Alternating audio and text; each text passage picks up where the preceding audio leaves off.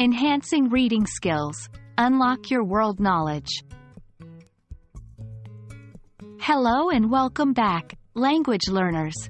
Today, we're going to delve into an exciting part of our active reading series, connecting to prior knowledge. In particular, we'll focus on a type of prior knowledge known as world knowledge. This strategy is all about using what you know about the world to better understand and interpret what you're reading. World knowledge refers to all the information you have gathered throughout your life about the world around you. It could be from your personal experiences, what you've learned in school, from the news, books, movies, travel, or discussions with others. This cumulative knowledge plays a vital role in reading comprehension. When you come across a situation or context in a text that aligns with something you already know, you can make connections and understand the text better. To better illustrate, let's consider an example. Say you're reading a story that involves a character going to a supermarket. Even if the text doesn't detail every little aspect of a supermarket, you likely know what one is because of your world knowledge.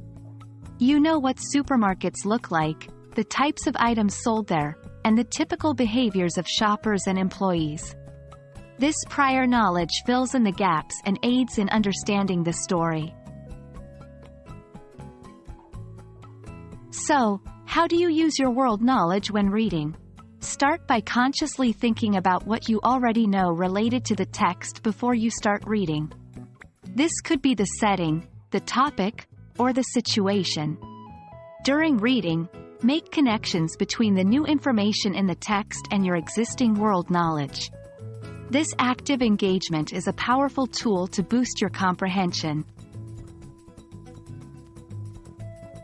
Using world knowledge not only aids in comprehension but also makes reading more engaging and enjoyable.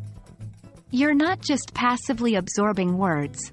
You're interacting with the text, making predictions, and forming opinions.